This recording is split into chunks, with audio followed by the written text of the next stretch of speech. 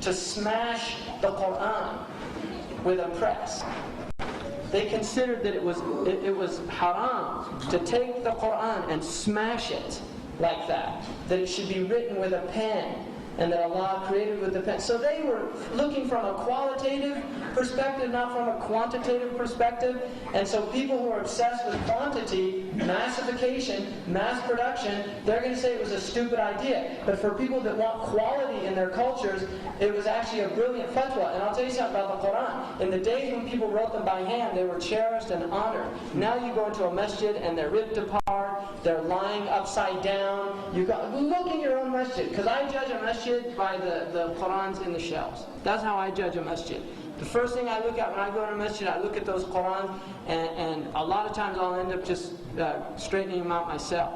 There's no adab towards the Quran. It's just shocking that Muslims have that. It's a book that people died for, and now it's just treated like any other book, which is a result of massification, mass production. Could you please explain the sign of Ya'juj and Ma'juj? Are they thought to be Mongolians or Turks? And so there was a point that some people thought they were Turks, and Turks became Muslim. Ya'juj wa Ma'juj, it's in the Quran. They'll come in kulli hadmin yansilun. They come down from every high place, and there's hadith traditions that indicate that they were put behind a wall by Dhul Qarnayn and Allah Ta'ala. Some of the scholars, if you look on Idrisi's map, he puts Ya'juj wa Ma'juj as Russia, up in northern Russia and Mongolia and those areas. Allah Ta'ala, where they are. I don't know. I really don't. I've thought about it a lot, and I don't know, because the hadiths are difficult to understand about them. But they do come. They're one of the major signs, and they come after Isa alayhi salam. Are we as Muslims supposed to believe Darwin's theory of evolution? If not, then how did there... Again, this is part of the trouble that of the crises of knowledge in the Muslim Ummah. Evolution, as it's taught, I would say as it's taught, is kufr. Because it teaches random mutation, it teaches that there's experiments by nature, and nature makes mistakes and keeps making mistakes until it gets it right, and then that right thing is a strong gene that's transmitted to that. If you study evolution, it's very much against the way Muslims view the world. That does not mean that we don't... microevolution, what they call microevolution, is an observable fact in nature. Things do evolve according to their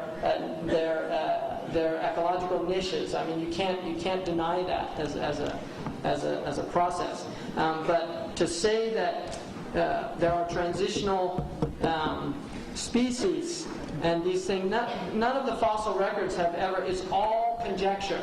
And now they found bipedal men that precede, Australopithecus or whatever. I mean, they're very confused in their own science. If you look at the book called Darwin's Black Box by Behe, it's a very interesting critique by a biochemist about it from the cell's point of view. Could you please explain the idea of Mahdi? Is it in the prophetic tradition? Some Muslims did deny the Mahdi. Ibn Khaldun denied it, but really it's mutawatir ma'nawi. There's two types of mutawatir. Mutawatir is where there's so many transmissions that it's impossible to be alive. You have mutawatir lafzi and ma'nawi. Lafzi is when you have, it comes in the same sila or the same utterance every time. Like, من كذب علي متعمدا فليتبوأ مقعده من النار. That hadith, whoever lies purposely on me, let him take his place in fire, is mutawatir lafzi. It's been transmitted in the same way by just the countless numbers, over 50 Sahaba. And so, the ma'nawi means the meaning. And what the ulama have a qa'idah about the hadith of the Mahdi, صَحِيحُهُ غَيْرُ صَرِيحٌ وَصَرِيحُهُ غَيْرُ صَحِيحٌ. When it's clearly about the Mahdi, there's usually some criticism about the chain.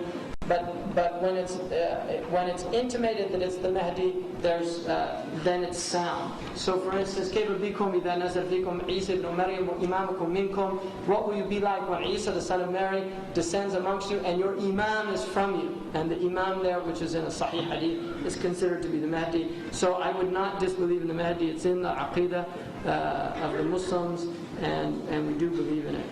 You were asked which books give good references.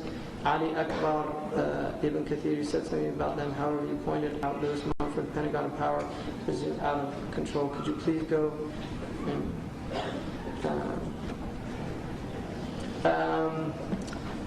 there are books about the Dajjal written by Muslims. Ali Akbar, I read his book, and I think there's some really useful things in there.